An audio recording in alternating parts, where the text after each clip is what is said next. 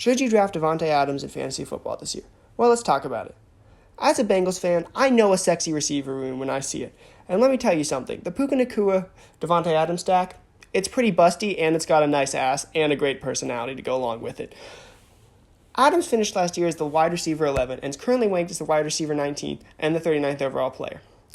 If you didn't keep up with the offseason news, Adams left the New York Jets with the departure of Aaron Rodgers to the Steelers and now signed with the LA Rams and is going to be catching passes from Matthew Stafford and competing in a wide receiver room with Puka Nacua. And listen, I think, just to get this out of the way, I think the Rams move is, at worst, a lateral move. Listen, Stafford wasn't great as a passer last year, but I do think a lot of that had to do with the fact that, Puka and Kupp just weren't on the field, and I think we'll get a lot more value out of Stafford this year as a passer. So I think that both Puka and Davante Adams can succeed. And I think that at best, on the Rams, I think Stafford has a lot more left in the tank than Rodgers. So I think Adams is moving to a better quarterback overall. And listen, he finished last year as the wide receiver 11, and this was while he missed 3 weeks outright when he sat out, not wanting to play for the Raiders. And there's also 2 transition weeks in there from his last game with the Raiders and his first game on the Jets, where he was kind of transitioning out of a situation into a new situation. There was really 5 games where he didn't really try a lot or try very hard or miss time, and he still finished as the wide receiver 11, which is really good.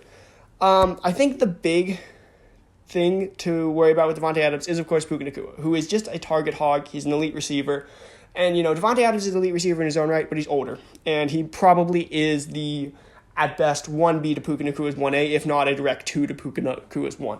But I do think Davante Adams could have a very nice niche in this offense, simply because, listen, Puka Nacua, if you look at his stats, he's a great receiver. He's a great yard maker.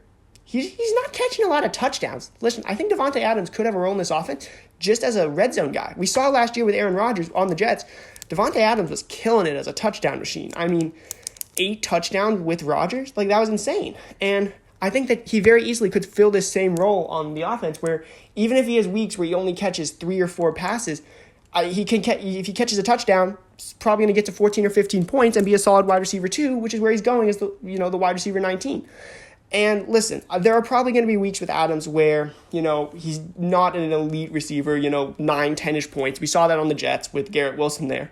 But listen, I think that, if you have a wide receiver 2 whose floor is 9 or 10 points and whose ceiling is dropping 40 like he did that 1 week with the Jets, I want that. I want a guy like Davante Adams who has a decent floor for a wide receiver 2 and essentially what is a wide receiver 1 ceiling.